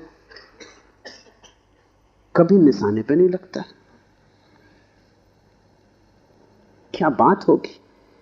मुल्ला नसरुद्दीन को बड़ा शौक था हिरन की शिकार करने का। तीसरी बार जब वो शिकार करने जंगल पहुंचा और जंगल के विश्राम गृह में उसने अपना सामान रखा और तैयारी की, और जब सूटकेस खोला तो उसमें एक बड़ी फोटो रखी थी और पत्नी ने उस फोटो के नीचे लिखा था, मुल्ला हिरन इस तरह का होता है। उन्हें शिकार का शौक था लेकिन हिरन का पता नहीं था। तुम कुछ भी मार मूर के घर आ जाओगे, हिरन ठीक से फोटो देख लेना। तुम सब जगह चूक गए हो, वही तुम्हारे जीवन का दुख है। और चूकने का कुल कारण है कि तुम होश में नहीं हो। इसलिए जो भी करो होश पूर्वक करो। उठो तो भी होश पूर्वक, चलो तो भी होश पूर्वक। महावीर ने कहा है विवेक से चलो, विवेक से बैठो, विवेक से भोजन करो, विवेक से बोलो, विवेक से सो तक। महावीर से कोई पूछता है कि साधु कौन, तो महावीर ने कहा जो अमूर्छित है। और असाधु कौन, तो महावीर ने कहा जो मूर्छित है। जो सोया सोया जी रहा है वो असाधु, जो जागा जागा जी रहा है वो साधु। यही शिव कह रहे हैं, चैतन्य आत्मा। चैतन्य को बढ़ाओ, धीरे धीरे आत्मा की झलक तुम्हारे जीवन में आनी निश्चित है। दूसरा सूत्र है ज्ञानम बंध। ज्ञान बंध है, बड़ी हैरानी का सूत्र है। ज्ञान के बहुत अर्थ हैं। एक तो जब तक तुम इस ज्ञान से भरे हो कि मैं हूं, तब तक तुम अज्ञान में रहोगे, क्योंकि मैं अज्ञान है, अहंकार अज्ञान है। जिस दिन तुम आत्मा से भरोगे उस दिन हूंपन तो रहेगा, मैंपन नहीं रहेगा। मैं हूं, इसमें से मैं तो कट जाएगा, सिर्फ हूं रहेगा। इसे थोड़ा प्रयोग करके देखो। कभी किसी वृक्ष के नीचे शांत बैठकर खोजो कि तुम्हारे भीतर मैं कहां है। तुम कहीं भी ना पाओगे।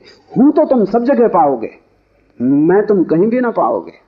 सब जगह तुम्हें अस्तित्व मिलेगा, लेकिन अस्तित्व के साथ अहंकार तुम्हें कहीं भी ना मिलेगा। अहंकार तुम्हारी निर्मिति है, वो तुम्हारा बनाया हुआ है, वो झूठा है, वो असत्य है, उससे ज्यादा अप्रामाणिक और कुछ भी नहीं। वो काम चलाऊ है, उसकी संसार में जरूरत है, लेकिन उसकी सत्य में कहीं भी कोई स्थान नहीं। तो एक तो मैं हूं, ये ज्ञान बंध का कारण है। मेरा बोध हूपन का बोध नहीं, हूपन का बोध तो शुद्ध है, उसमें कोई सीमा नहीं। जब तुम कहते हो हूं, तो तुम्हारे हूं में और वृक्ष के हूं में कोई फर्क होगा? तुम्हारे हूं में और मेरे हूं में कोई फर्क होगा? जब तुम सिर्फ हो तो नदियां, पहाड़, वृक्ष सभी एक हो गए। जैसे ही मैंने कहा मैं, वैसे ही मैं अलग हुआ। जैसे ही मैंने कहा मैं, वैसे ही तुम टूट गए, पर हो गए, अस्तित्व से मैं पृथक हो गया। हूपन ब्रह्म है और मैं मनुष्य की अज्ञान दशा है। जब तुम जानते हो कि सिर्फ हूं, तब तुम्हारे भीतर केंद्र नहीं होता, तब सारा अस्तित्व एक हो जाता है। तब तुम उस लहर की तरह हो जो सागर में खो गई। अभी तुम उस लहर की तरह हो जो जम के बर्फ हो गई, सागर से टूट गई। ज्ञानम बंधा, पहला तो ज्ञान बंध है, इस बात का ज्ञान कि मैं हूं। दूसरा ज्ञान बंध है वो सब ज्ञान जो तुम बाहर से इकट्ठा कर लिए हो, जो तुमने शास्त्रों से चुराया है, जो तुमने सद्गुरुओं से उधार लिया है, जो तुम्हारी स्मृति है, वो सब बंधन है, उससे तुम्हें मुक्ति ना मिलेगी। इसलिए तुम पंडित से ज्यादा बंधा हुआ आदमी ना पाओगे। मेरे पास सब तरह के लोग आते हैं, सब तरह के मरीज, उसमें पंडित से ज्यादा कैंसर ग्रस्त कोई भी नहीं।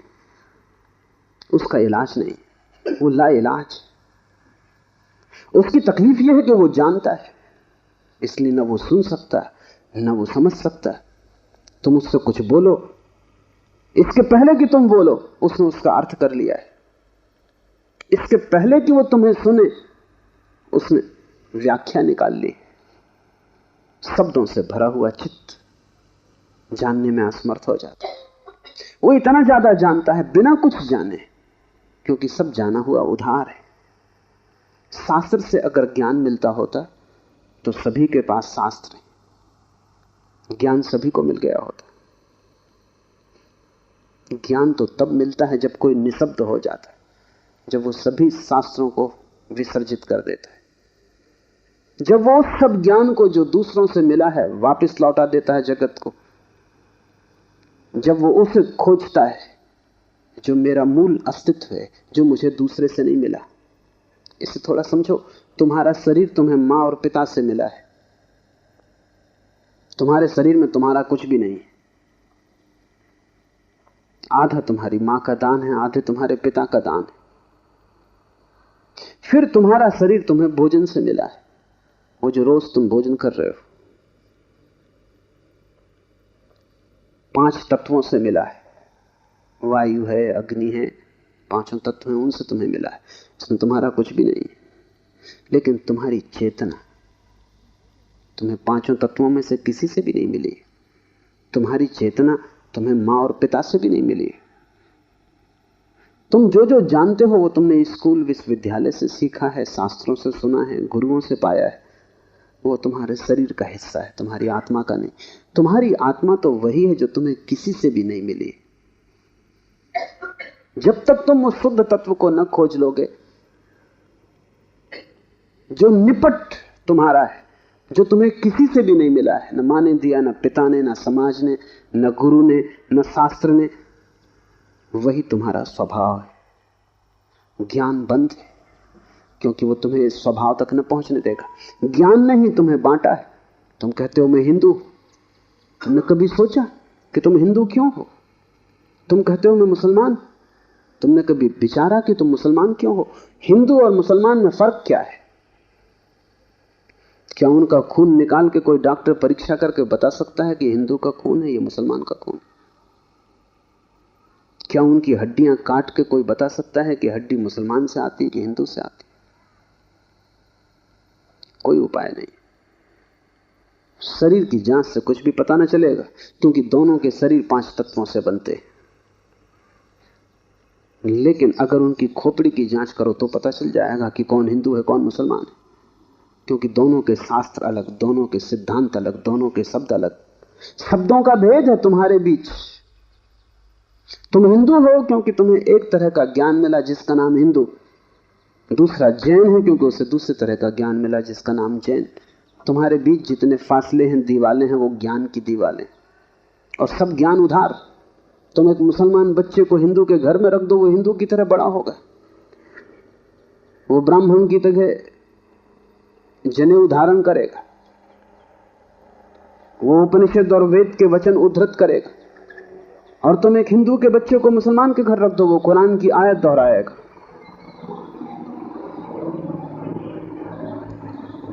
ज्ञान तुम्हें बांटता है, क्योंकि ज्ञान तुम्हारे चारों तरफ एक दीवार खींच देता है, और ज्ञान तुम्हें लड़ाता है, और ज्ञान तुम्हारे जीवन में वैमनस्य और शत्रुता पैदा करता है। थोड़ी देर को सोचो, अगर तुम्हें कुछ भी ना सिखाया जाए कि तुम हिंदू हो या मुसलमान या जैन या पारसी, तो तुम क्या करोगे? तुम बड़े होगे एक मनुष्य की भांति। तुम्हारे बीच कोई दीवार ना होगी। दुनिया में कोई 300 धर्म है, 300 कारागृह, और हर आदमी पैदा होते से एक कारागृह या दूसरे कारागृह में डाल दिया जाता है। और पंडित पुरोहित बड़ी चेष्टा करते हैं कि बच्चे पे जल्दी से जल्दी कब्जा हो जाए। उसको वो धर्म शिक्षा कहते हैं। उससे ज्यादा अधर्म और कुछ भी नहीं, वो उसको धर्म शिक्षा कहते हैं। 7 साल के पहले बच्चे को पकड़ लें, क्योंकि 7 साल का बच्चा अगर बड़ा हो गया तो फिर पकड़ना रोज रोज मुश्किल होता जाएगा। और बच्चे को अगर थोड़ा भी बोध आ गया तो फिर वो सवाल उठाने लगेगा, और सवालों का जवाब पंडितों के पास बिल्कुल नहीं। पंडित सिर्फ मूढ़ों को तृप्त कर पाते। जितनी कम बुद्धि का आदमी हो, पंडित से उतनी जल्दी तृप्त हो जाता है। वो एक प्रश्न पूछता, उत्तर मिल जाता है। तुम जाते हो पंडित से पूछते हो संसार को किसने बनाया, वो कहता भगवान। तुम प्रश्न घर लौटाते हो बिना पूछे कि भगवान को किसने बनाया। अगर तुम दूसरा प्रश्न पूछते, पंडित नाराज हो जाते, क्योंकि उसका उसे भी पता नहीं, किताब में वो लिखा नहीं। और फिर झंझट की बात है, परमात्मा को किसने बनाया। फिर तुम पूछते ही चले जाओगे, वो कोई भी जवाब दे, तुम पूछोगे उसको किसने बनाया। अगर गौर से देखो तो तुम्हारे पहले सवाल का जवाब दिया नहीं गया है। पंडित ने तुम्हें सिर्फ संतुष्ट कर दिया क्योंकि तुम बहुत बुद्धिमान नहीं। और बच्चे अबोध, उनका अभी तर्क नहीं जगा, विचार नहीं जगा, अभी वो प्रश्न नहीं पूछ सकते। अभी तुम जो भी कचरा उनके दिमाग में डाल दो, वो उसे स्वीकार कर लेंगे। बच्चे सभी कुछ स्वीकार कर लेते हैं, क्योंकि वो सोचते हैं जो भी दिया जा रहा है वो सभी ठीक है। बच्चा ज्यादा सवाल नहीं उठा सकता, सवाल उठाने के लिए थोड़ी प्रौढ़ता चाहिए। इसलिए सभी धर्म बच्चों की गर्दन पकड़ लेते हैं और फांसी लगा देते। फांसी बड़ी सुंदर है। किसी के गले में बाइबल लटकी है, किसी के गले में समय-सार लटका है, किसी के गले में कुरान लटकी है, किसी के गले में गीता लटकी। ये इतने प्रीतिकर बंधन है कि इनको छोड़ने की हिम्मत फिर जुटानी बहुत मुश्किल है। और जब भी तुम इन्हें छोड़ना चाहोगे, एक खतरा सामने आ जाएगा, क्योंकि इन्हें छोड़ा तो तुम अज्ञानी। क्योंकि जैसे तुम इनको छोड़ोगे, तुम पाओगे मैं तो कुछ जानता नहीं, बस ये किताब सारी संपदा है, इसको संभालो। अपने अज्ञान को छिपाने का यही तो एक उपाय है। लेकिन अज्ञान छिपने से अगर मिटता होता तो बड़ी आसान बात हो गई होती। अज्ञान छिपने से बढ़ता है, जैसे कोई अपने घाव को छिपा ले, उससे कुछ मिटेगा नहीं। घाव और भीतर भीतर बढ़ेगा, मवाद पूरे शरीर में फैल जाएगी। शिव कहते हैं ज्ञान बंद है, ज्ञान सीखा हुआ, ज्ञान उधार, ज्ञान दूसरे से लिया हुआ बंधन का कारण। तुम उस सब को छोड़ देना जो दूसरे से मिला है, तुम उसकी तलाश करना जो तुम्हें किसी से भी नहीं मिला, तुम उसकी खोज में निकलना, उस चेहरे की खोज में जो तुम्हारा है। तुम्हारे भीतर छिपा हुआ एक झरना है चैतन्य का, जो तुम्हें किसी से भी नहीं मिला, जो तुम्हारा स्वभाव है। जो तुम्हारी निज संपदा है, निजत्व है, वही तुम्हारी आत्मा है। तीसरा सूत्र है योनि वर्ग और कला शरीर। योनि से अर्थ है प्रकृति, इसलिए हम स्त्री को प्रकृति कहते हैं। स्त्री शरीर देती है, वो प्रकृति की प्रतीक है। और कला का अर्थ है कर्ता का भाव। एक ही कला है, वो कला है संसार में उतरने की कला, और वो है कर्ता का भाव। इन दो चीजों से मिलकर तुम्हारा शरीर निर्मित होता है। तुम्हारे कर्ता का भाव, तुम्हारा अहंकार, और प्रकृति से मिला हुआ शरीर। अगर तुम्हारे भीतर कर्ता का भाव है तो तुम्हें योग्य शरीर प्रकृति देती चली जाएगी। इसी तरह तुम बार बार जन्मे हो। कभी तुम पशु थे, कभी पक्षी थे, कभी वृक्ष थे, कभी मनुष्य। तुमने जो चाहा है वो तुम्हें मिला है। तुमने जो आकांक्षा की है, तुमने जो कर्तृत्व की वासना की है, वही घट गया है। तुम्हारे कर्तृत्व की वासना घटना बन जाती, विचार वस्तुएं बन जाते। इसलिए बहुत सोच विचार के वासना करना, क्योंकि सभी वासनाएं पूरी हो जाती देर अबेर। अगर तुम बहुत बार देखते हो आकाश में पक्षी को और सोचते हो कैसी स्वतंत्रता पक्षी को, खास हम पक्षी होते, देर न लगेगी, जल्दी तुम पक्षी हो जाओ। तुम अगर देखते हो एक कुत्ते को संभोग करते हुए और तुम सोचते हो कैसी स्वतंत्रता, कैसा सुख, जल्दी ही तुम कुत्ते हो जाओ। तुम जो भी वासना अपने भीतर संग्रहित करते हो वो बीज बन जाती। प्रकृति तो केवल शरीर देती है, कलाकार तो तुम ही हो, स्वयं को निर्माण करने वाले। अपने शरीर को तुमने ही बनाया है, ये कला का अर्थ है। कोई तुम्हें शरीर नहीं दे रहा है, तुम्हारी वासना ही निर्मित करती है।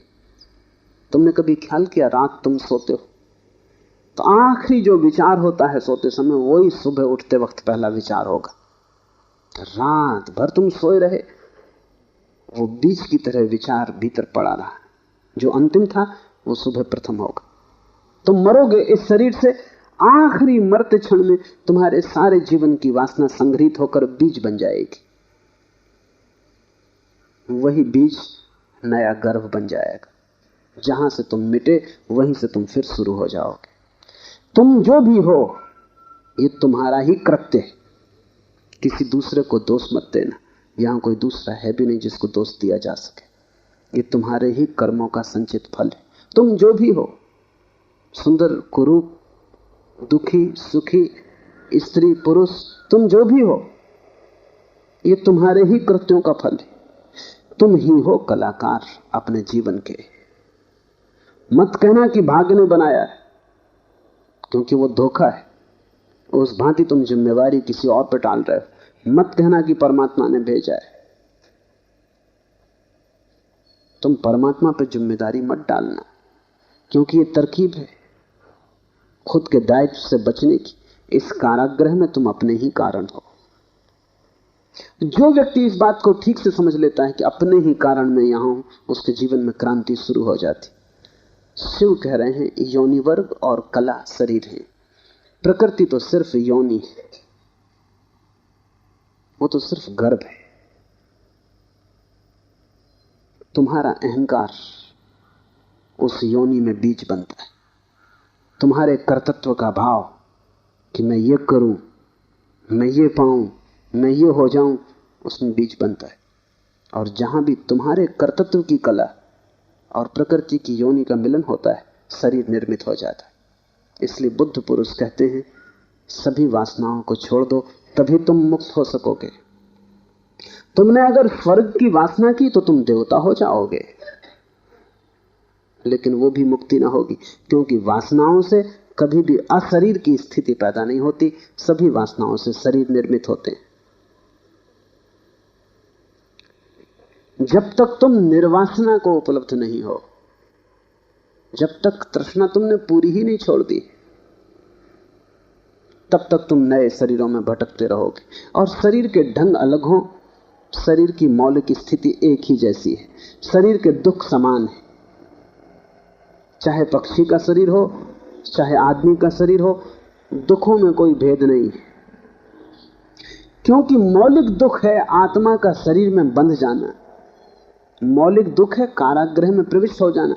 फिर कारागृह की दीवारें वर्तुलाकार हैं कि त्रिकोण हैं कि चौकोन हैं, उससे कोई हल नहीं होता, उससे कुछ फर्क नहीं पड़ता।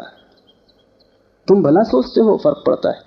एक मेरे मित्र हैं, ड्राइंग के शिक्षक हैं, उन्हें जेल हो गई, लौटे 3 साल बाद। तो मैंने उनसे पूछा कैसे रहे दिन, कैसे कटे दिन। उन्होंने कहा और तो सब ठीक था, लेकिन मेरी कोठरी के कोने 90 कोण के नहीं थे। वो ड्राइंग के शिक्षक हैं, उनकी बुद्धि, वो 90 कोण के नहीं थे कोठरी के कोने। उनकी असली तकलीफ 3 साल यही रही, क्योंकि उसी कोठरी में रहना और बार बार देखना वो कोना, वो 90 कोण का नहीं। तो जो बात उन्होंने मुझसे कही वो ये कि तो और तो सब ठीक था, बाकी कुछ अड़चन ना थी, लेकिन कोने ठीक 90 के नहीं थे। कोने 90 के हो कि 90 के ना हो, इससे क्या बुनियादी फर्क पड़ेगा। कारागृह कारागृह, पक्षी का शरीर के आदमी का बहुत फर्क नहीं पड़ता। बंद तुम हो गए वही दुख है, बंध गए तुम वही दुख। वासना बांधती, वासना है रज्जु जिससे हम बंधते हैं। और ध्यान रखना, तुम्हारे अतिरिक्त और कोई जिम्मेवार नहीं है। उद्यमो भैरवा, चौथा सूत्र है उद्यम ही भैरव है। उद्यम उस आध्यात्मिक प्रयास को कहते हैं जिससे तुम इस कारागृह के बाहर होने की चेष्टा करते हो, वही भैरव है। भैरव शब्द पारिभाषिक है। भा का अर्थ है भरण, रा का अर्थ है रवण, वा का अर्थ है वमन। भरण का अर्थ है धारण, रवण का अर्थ है संहार और वमन का अर्थ है फैलाना। भैरव का अर्थ है ब्रह्म, जो धारण किए है, जो संभाले है, जिसमें हम पैदा होंगे और जिसमें हम मिटेंगे, जो विस्तार है और जो ही संकोच बनेगा, जो सृष्टि का उद्भव है और जिसमें प्रलय होगा। मूल अस्तित्व का नाम भैरव है। शिव कहते हैं उद्यम ही भैरव है। और जिस दिन भी तुमने आध्यात्मिक जीवन की चेष्टा शुरू की, तुम भैरव होने लगे, तुम परमात्मा के साथ एक होने लगे। तुम्हारी चेष्टा की पहली किरण और तुमने सूरज की तरफ यात्रा शुरू कर दी। पहला ख्याल तुम्हारे भीतर मुक्त होने का, और ज्यादा दूर नहीं है मंजिल, क्योंकि पहला कदम करीब करीब आधी यात्रा है। उद्यम भैरव है। पाओगे देर लगेगी, मंजिल पहुंचने में समय लगेगा, लेकिन तुमने चेष्टा शुरू की और तुम्हारे भीतर बीज आरोपित हो गया कि मैं उठूं इस कारागृह के बाहर, मैं जाऊं शरीर से मुक्त हूं, मैं हटूं वासना से, मैं अब और बीज न बोऊं इस संसार को बढ़ाने के, मैं और जन्मों की आकांक्षा न करूं। तुम्हारे भीतर जैसे ही ये भाव सघन होना शुरू हुआ कि अब मैं मूर्छा को तोड़ूं और चैतन्य बनूं, वैसे ही तुम भैरव होने लगे,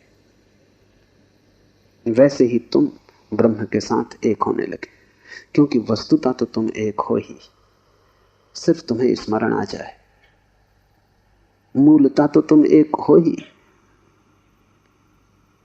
तुम उसी सागर के झरने हो, तुम उसी सूरज की किरण हो, तुम उसी महाआकाश के एक छोटे से खंड हो।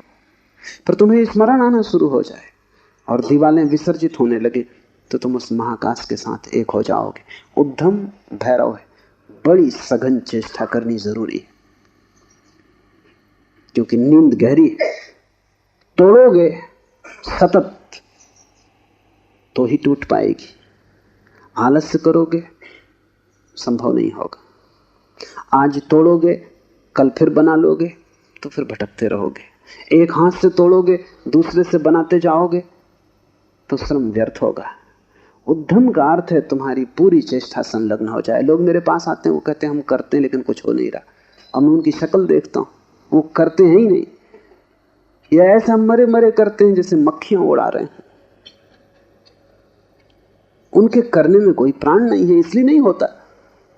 लेकिन वो आते ऐसे हैं जैसे कि वो परमात्मा पे कोई बड़ी कृपा कर रहे हैं कि करते हैं और नहीं हो रहा तो शिकायत लेके आए कि कहीं कुछ गड़बड़ हो रही, कहीं कोई अन्याय हो रहा है, कि दूसरों को हो रहा है, हमें नहीं हो रहा।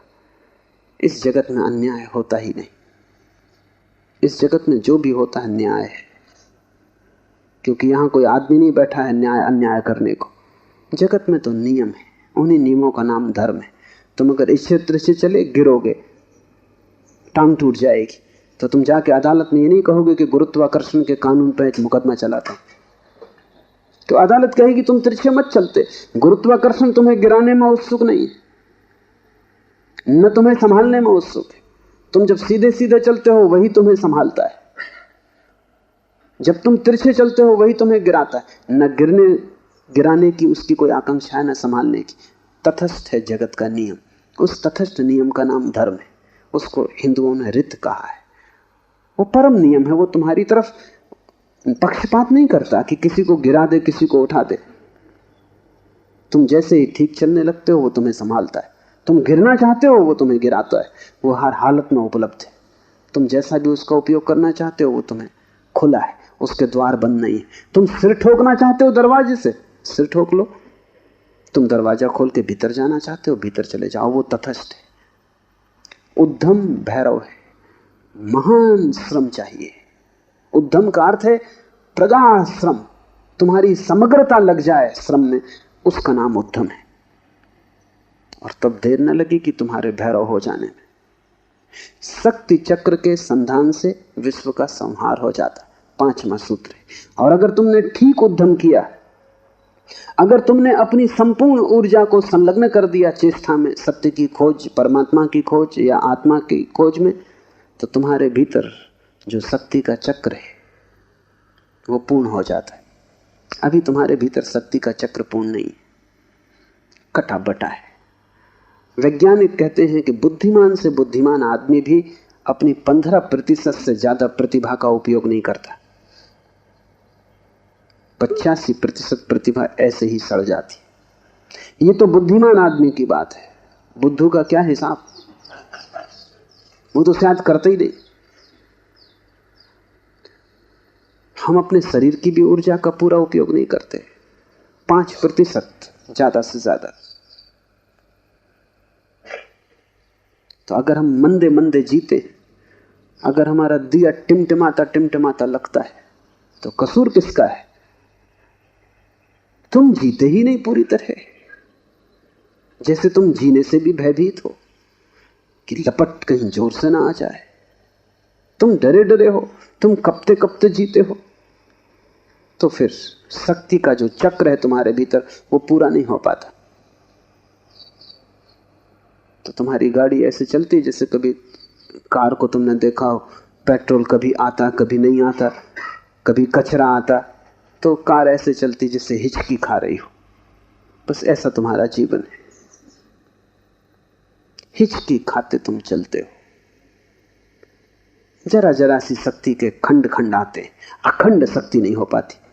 जिस चीज में भी तुम अपनी पूरी शक्ति लगा दोगे, वो कोई भी हो चीज, अगर तुम चित्र बनाते हो और चित्रकार हो और तुमने अपनी पूरी शक्ति को चित्र बनाने में लगा दिया, पूरी कि रत्ती भर बाकी ना बची, तो तुम वहीं से मुक्त हो जाओगे, क्योंकि वही उद्यम पूर्ण होते ही भैरव हो जाता है। अगर तुम एक मूर्तिकार हो, तुमने सब कुछ मूर्ति में समाहित कर दिया कि मूर्ति बनाते समय तुम ना बचे, बस मूर्ति ही बची, तो शक्ति का चक्र पूरा हो जाता है। जब तुम पूरी शक्ति को निमज्जित करते हो किसी भी कृत्य में, वही ध्यान हो जाता है। भैरव निकट, मंदिर पास आ गया। 5वां सूत्र है शक्ति चक्र के संधान से विश्व का संहार हो जाता है। और जब भी तुम्हारी शक्ति का चक्र पूरा होता है, टोटल, समग्र, अंश अंश नहीं पूर्ण, उसी क्षण तुम्हारे लिए विश्व समाप्त हो गया। तुम्हारे लिए फिर कोई संसार नहीं। तुम परमात्मा हो गए, तुम भैरव हो गए, तुम मुक्त हो। फिर तुम्हारे लिए न कोई बंधन है, न कोई शरीर है, न कोई संसार है। पूर्ण शक्ति का प्रयोग स्मरण रखना। इस समाधि साधना शिविर में अगर तुमने पूरी शक्ति को लगाया, ऐसे ही ऊपर ऊपर नहीं ध्यान किए, पूरी शक्ति लगा दी, तो तुम अनुभव करोगे कि जिस क्षण शक्ति पूरी लग जाएगी उसी क्षण, फिर क्षण भर की देर नहीं लगती, अचानक संसार खो जाता है, परमात्मा सामने आ जाता है। तुम्हारी शक्ति का पूरा लग जाना ही तुम्हारे जीवन की क्रांति हो जाती, फिर संसार की तरफ पीठ, परमात्मा की तरफ मुंह हो जाता है। इसकी तुम्हें एक झलक भी मिल जाए तो फिर तुम वही ना हो सकोगे जो तुम पहले थे। उसकी एक झलक काफी, फिर तुम्हारा जीवन उसी यात्रा में संलग्न हो जाए।